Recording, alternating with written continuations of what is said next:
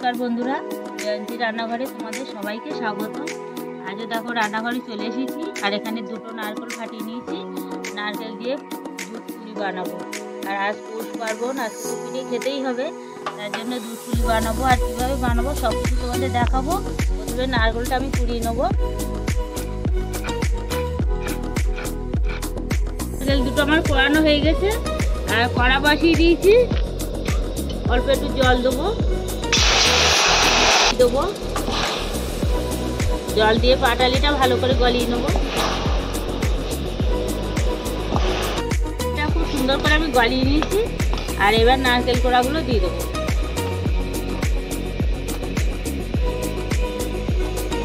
নারকেলটা পাটালির সঙ্গে ভালো করে মিশিয়ে নেবো।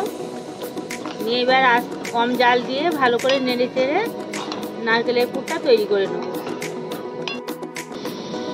কটা এলাচের দানা ফাটিয়ে নেব, দানাটা দিয়ে দেবো। খুব সুন্দর একটা গন্ধ হবে।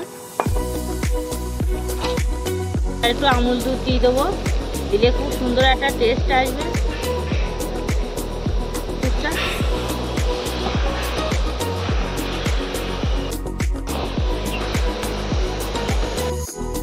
আমার নারকেলের পুরটা তৈরি হয়ে গেছে। এরকম আঠা আঠা হয়ে যাবে, এইভাবে নামাতে হবে। এবার নাবিয়ে দেবো।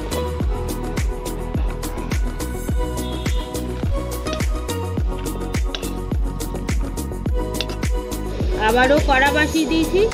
এবার জল দেবো।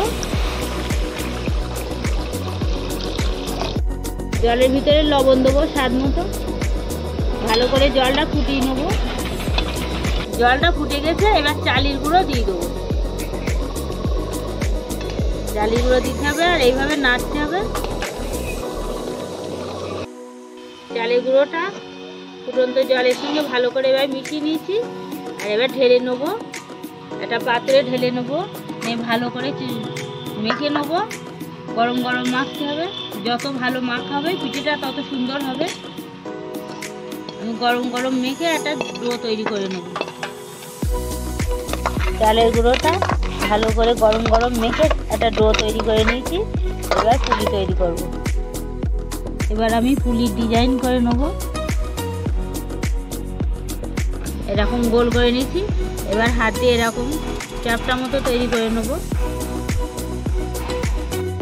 এই যে এরকম তৈরি করে নিতে হবে। এবার ভিতরে নারকেলের পুরটা দিয়ে দেবো। দিয়ে দিয়েছি, খুব বেশি দিলে হবে না, তাহলে নইলে আবার ফেটে যাবে। এবার মুখটা এভাবে চেপে মুড়িয়ে দেবো।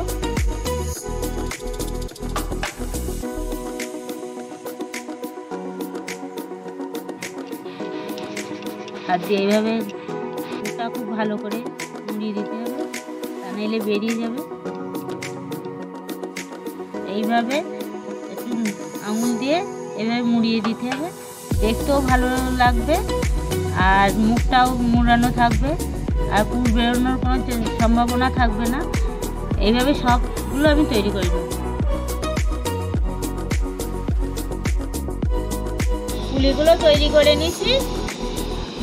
আর এবার কড়া বসিয়ে দিয়েছি, একটা বড় কড়া বসিয়ে দিয়েছি। আর এখানে গরুর দুধ আছে, গরুর দুধটা দিয়ে দেবো।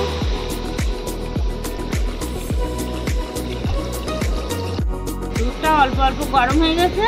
এবার কিছুটা গুঁড়ো দুধ দিয়ে দেবো। দিয়ে ভালো করে মিশিয়ে নেবো দুধের সঙ্গে। এবারে দিয়ে দেবো আমুল মিঠা। এটা দিলে খুব সুন্দর একটা টেস্ট আসে, খুব ভালো লাগে। তোমরা চাইলে না দিতেও পারো, কোনো অসুবিধে নেই, তবে দিলে খুব ভালো লাগবে। দুধটা ফুটে গেছে, এবার চিনি দিয়ে দেবো স্বাদ মতো। আর তোমরা চাইলে এখানে পাটালি কিংবা খেজুরের গুঁড়ো দিতে পারো। আমি চিনি দিচ্ছি স্বাদ মতন, আর মিষ্টি তোমাদের স্বাদ অনুযায়ী দেবো। এবার দেবো একটুখানি লবণ। মিষ্টি জিনিসে লবণ দিলে খুব সুন্দর আর টেস্ট হয়, ভালো লাগে। এবার কিছুটা এলাচ দানা ফাটিয়ে নিয়েছিলাম, সেটা দিয়ে দেবো।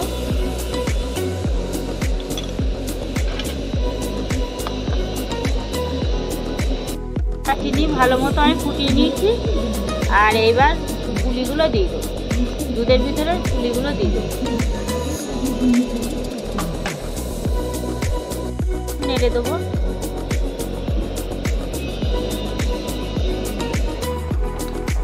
এখানে আমি একটু দুধের সঙ্গে অল্প একটু চালের গুঁড়ো মিশিয়ে নিয়েছি, নিয়ে এই পায়েসের ভিতরে দিয়ে দেবো। দিলে পায়েসটা একটু ঘন মতো হবে। এবার ভালো করে ফুটিয়ে নেব। আমাদের এখানে দেখো দুধ পুলি একদম কমপ্লিট হয়ে গেছে। এবার নামিয়ে নেব, নিয়ে এবার খাবার পালা।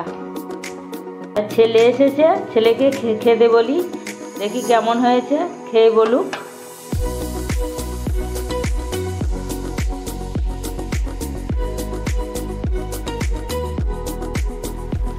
তো বন্ধুরা দেখো মা বানিয়েছে পুলি পিঠে, ট্রাই করে